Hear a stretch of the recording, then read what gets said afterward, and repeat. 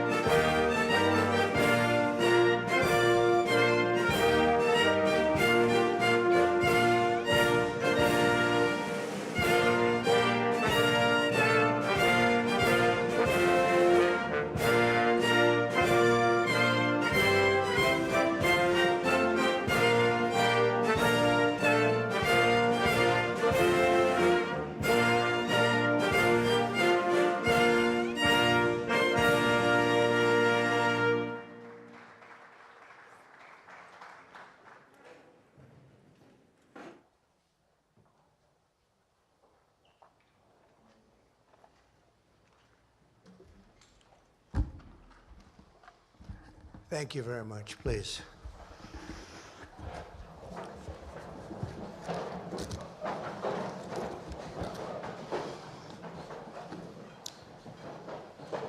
This is a great honor, and we welcome Their Majesties King Charles III and Queen Camilla of the United Kingdom to the White House. Very special place, very, very special. And I also want to, before we really begin, I want to congratulate Charles on having made a fantastic speech today at Congress. He got the Democrats to stand. I've never been able to do that. I couldn't believe it. I couldn't believe it. They liked him more than they've ever liked any Republican or Democrat, actually. So I just want to thank you and congratulations. It's not an easy thing to do. That's a tough place. It's a true privilege to have you here for this historic state visit. Last fall, Melania and I had the pleasure of visiting Their Majesties at Windsor Castle, a structure that's so beautiful and so long that it never seemed to end. I looked down as a former real estate person, and it just went on forever. And it was built by a gentleman named William the Conqueror in the year 1070. And I asked the king, I said, was he a nice man, William the Conqueror? He said, I tend to doubt it. I don't think so.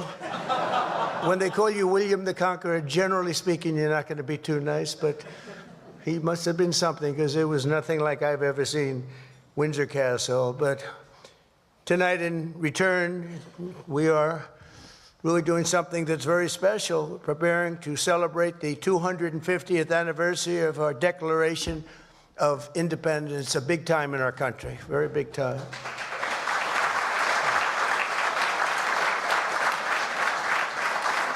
And it's only natural that Americans begin this commemoration by paying tribute to the transcendent bond we share with the nation that Thomas Jefferson himself called our mother country.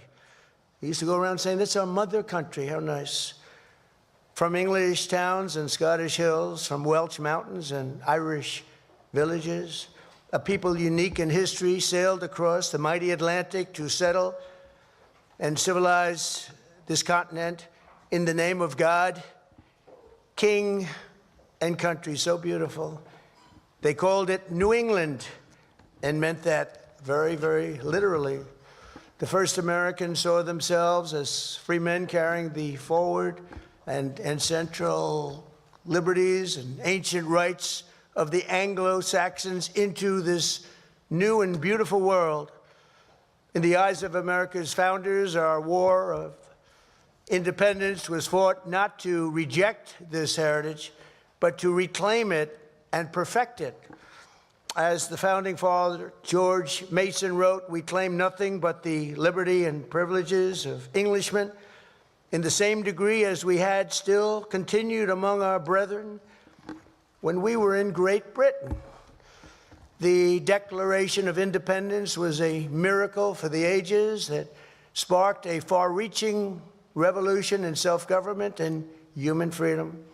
But even though the political bonds between the United States and Great Britain were dissolved forever, they thought, on July 4th, 1776, the more powerful strands of memory, culture, and identity proved unbreakable in any conflict and grew into a friendship unlike any other on earth, a very, very special and incredible friendship. Historians have noted that to this day, the distinct regions of the United States still echo with the particular accents, habits, and traditions of the British communities that first settled them centuries ago. The names of half of the original American states refer to members of the British royal family, as do American cities from Charleston to Annapolis, Charlotte to Albany, and even the place where I grew up and actually loved very much, Queens, New York. Who would have thought? But far beyond names and principles, there's something unique and very special that has always united our two people a certain nobility of spirit and heroic soul. The same audacity that called a small island kingdom to rule the seven seas, and rule them you did, inspired the children of 13 American colonies to explore a great frontier and a very, very dangerous frontier and settle what was known as the Wild, Wild West. The men who planted the American flag on the moon carried them. The same hunger for adventure and achievement as those who raised the Union Jack above Antarctica and first sailed St. George's Cross all around the globe. The American soldiers who crossed the Atlantic to freedom, rescue in 1944 were moved by the same keen sense of righteousness that drove the English Crusaders to the Holy Land 1,000 years ago. The entire world has been uplifted by this distinct and special character we share, this unstoppable daring, this unconquerable courage. It really is. It's unconquerable. And speaking of that, where's Rory McIlroy? Can stand up, Rory, will you please? That was unconquerable courage. That was very good, Rory. I don't know if that helps them talk about how wonderful the speech, but I had to interrupt my speech because I watched that man win a tournament. That was a tough one. Congratulations. Very proud of you. All right, now I'll get back to my speech, Rory, okay? But it was unconquerable courage, this inexhaustible supply of ambition, ingenuity, and resolve. From the trenches of World War I to the beaches of Normandy, from the frozen hills of Korea to the scorching sands of North Africa and the Middle East. And we're doing a little Middle East work right now, two of you might know, and we're doing very well. We have militarily defeated that particular opponent, and we're never going to let that opponent ever, Charles agrees with me, even more than I do, we're never going to let that opponent have a nuclear weapon. They know that, and they've known it right now very powerfully. But our countries have stood together, defiant and triumphant against the forces of communism, fascism, and tyranny. Together we have expanded the reaches of human knowledge and endeavored always to make this world safer, more prosperous, more just, and more free. Ours is a treasured friendship, an eternal bond, and a true story of extraordinary heroism and skill. A lot of skill, tremendous skill. History has known no more powerful force than the combination of American patriotism and British pride. The British Empire that began here in America certainly did not end here. The sons and daughters of the British Isles went on to found more countries and spread more civilization than any nation before. They built an English-speaking world upon which the sun never sets and provided an example to which free people will always turn, that always turned. They have such love and such respect. Today, most of Britain's former colonies have no idea what they truly owe to this towering legacy of law, liberty, and British custom that they were given. We were given that, and it was a great, great gift. Tonight, on the eve of our 250th year of cherished independence, we turn to the sovereign embodiment of our British heritage and say sincerely thank you to our friends, the United Kingdom, for the richest inheritance that any nation has ever given to another. May our two countries stand together forever for liberty, for justice, and for the glory of God. Ladies and gentlemen, I offer a toast to 250 years of American freedom, and very importantly, to a great man, His Majesty, King Charles III. Thank you very much.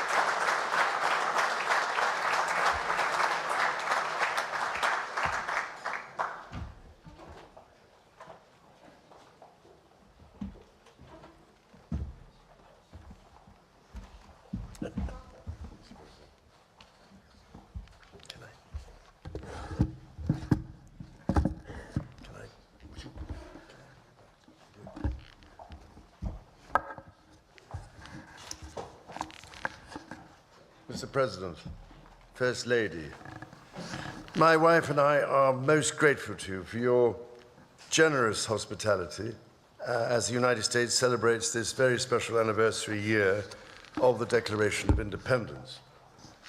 And may I also just start by paying tribute to your own courage and steadfastness, as well as to your security services, for their swift actions on Saturday evening in preventing further injury. My thoughts...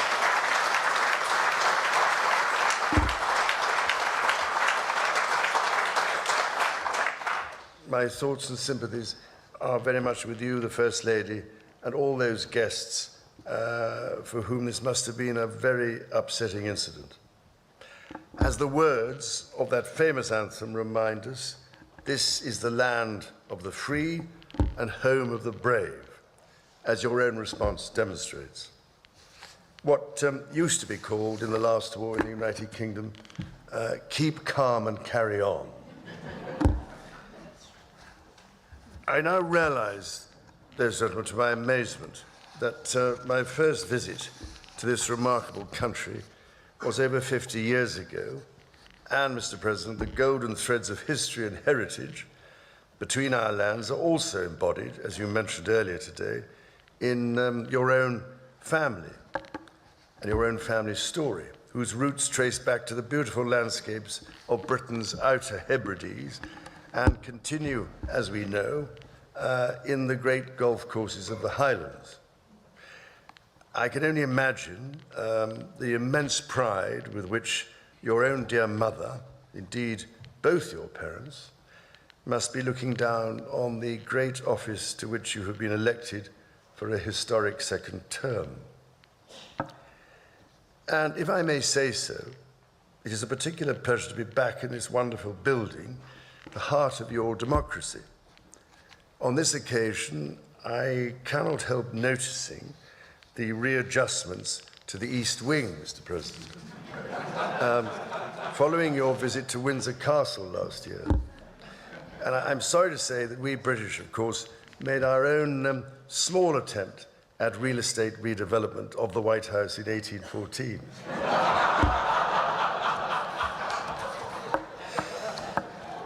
Anyway, I'm so glad we have an important opportunity at this critical time to renew those bonds of history and friendship between our nations and our peoples.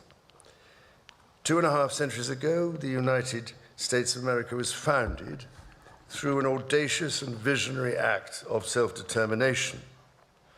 From the beginning, the American character has been defined by courage, tenacity, and the spirit of adventure. As the direct descendant of King George III, I know this is a nation that never gives up. And my family's history remains reflected in your maps, which read rather like our Christmas card list across the ages. North and South Carolina, Virginia, Maryland, and the cities of Charleston, a particular favorite of mine, obviously, Georgetown, and for that matter, Georgia, Annapolis, as you mentioned, and further favorites, Prince William County and Williamsburg. This said, our French friends can feel equally at home with a glance at a map. Indeed, you recently commented, Mr. President, that if it were not for the United States, European countries would be speaking German. Dare I say that if it wasn't for us, you'd be speaking French.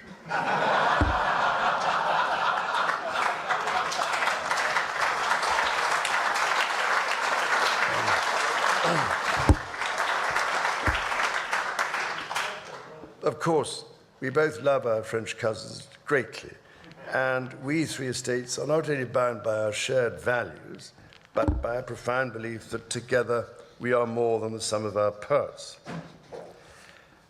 Out of the fires of a bitter and bloody Revolutionary War, the triumph of the father of this country, George Washington, and his fellow founders, was to forge a democracy founded upon the rights to liberty and the rule of law. The story of Britain and America is one of reconciliation, from adversaries to the closest of allies, not always perhaps following the straightest path. As you said yourself, Mr. President, during your own state visit at Windsor Castle last year, ours is an unbreakable bond of history and heritage, culture and commerce, industry and invention, and we are determined to face the future together. Tonight, we are here to renew an indispensable alliance which has long been a cornerstone of prosperity and security for both British and American citizens. Our people have fought and fallen together in defense of the values we cherish. Across the ocean and from coast to coast, we have traded, innovated, and created together. We've stood together through the best and worst of times. However, the challenges we now face, from those who wish us harm across the world to balancing the risks and opportunities of powerful new technologies, to the threats to the very international rules that have allowed us to trade and have kept power in balance for 80 years, those challenges encourage us to reaffirm tonight the basis on which our partnership has been built. And yes, we have had our moments of difficulty, even in more recent history. When my mother visited in 1957, not the least of her tasks was to help put the special back into our relationship after a crisis in the Middle East. Nearly 70 years on, it is hard to imagine anything like that happening today. But it is not hard to see how important the relationship remains in matters both seen and unseen. My mother's first Prime Minister, Sir Winston Churchill, understood this so well. But then he himself was half American, a tradition of shared transatlantic heritage, which I am pleased to say is alive and well in the White House today. Indeed, such was the closeness that Sir Winston, while staying here in the White House, in those rooms you showed us upstairs, emerged naked from the bathtub to discover the door opening as President Roosevelt came in for a chat. With rapier wit, the President cast aside any embarrassment by declaring that the Prime Minister has nothing to conceal from the President of the United States.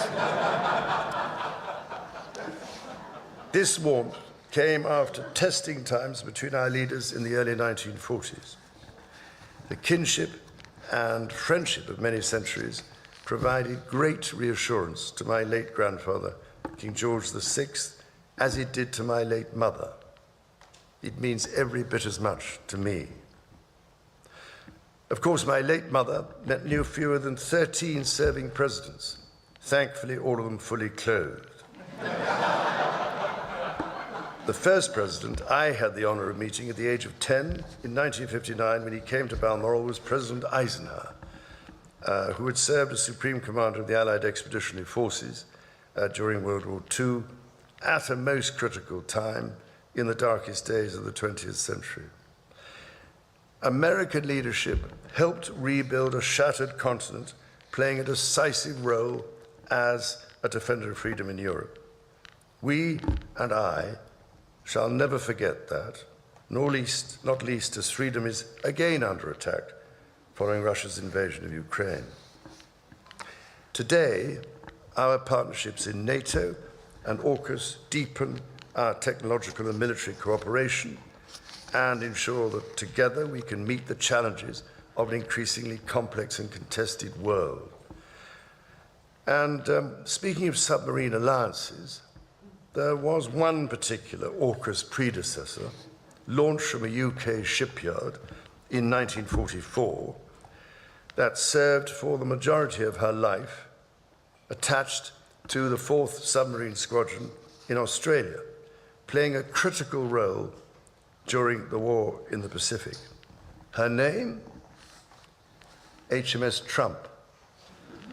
So tonight, Mr. President, I am delighted to present to you, as a personal gift, the original bell which hung on the conning tower of your valiant namesake. May may it stand as a testimony to our nation's shared history and shining future. And should you ever need to get hold of us, well, just give us a ring.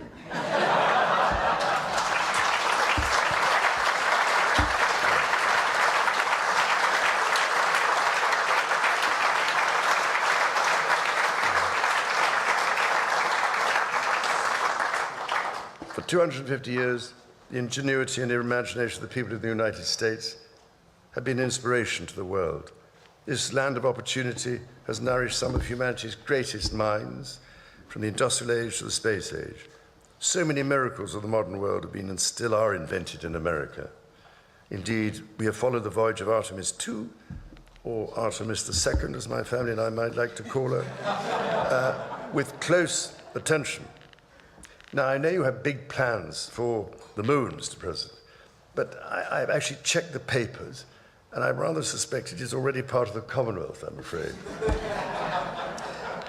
Ladies and gentlemen, on this week's visit, I look forward to meeting the people and communities of this dynamic country, including celebrating some of the work of my King's Trust, which it has been doing in these communities, helping give young people a chance to succeed across America in this year when we mark 50 years of the Trust. Can you believe it?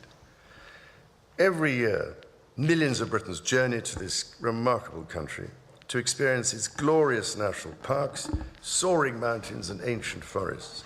From the peaks of the Pacific Northwest to the rugged shores of the Atlantic, from the vast expanses of the West to the sweeping prairies and canyons, the natural beauty of this land is found in every corner. And in sport, in just a few weeks, the United States and Canada will be among those to welcome the world as hosts of the FIFA World Cup. So in one sense, Mr. President, as heads of state, we are joint hosts. We call this game, by the way, football, Mr. President. And I can only say, as the head of state of 5 competing countries, I will be watching the matches closely and with great enthusiasm. After all, we always like favorable odds. So this city, Washington, D.C., is the home of more Shakespeare folios than anywhere in the world. 82 copies are carefully preserved and shared at the Folger Library. And at this time, when the search for peace in the world is more critical than ever, I can only turn to Shakespeare's genius to remind us of the plea for peace spoken by the Duke of Burgundy at the conclusion of Henry V. My speech entreats that I may know why gentle peace should not bless us with her former qualities. Thank you, Mr. President and Mrs. Trump, for your splendid dinner this evening, which, may I say, is a very considerable improvement on the Boston Tea Party. So, whether your cup contains tea, wine, Scotch whiskey, bourbon, or even cola, let us raise our glasses and voices as we toast the past, the present, and the future, thank you, of our 2 proud and allied nations. To the United States and the United Kingdom, God bless both our countries. Thank you very much. Thank you, everybody. As you've done. Great job. That's so beautiful. That's really,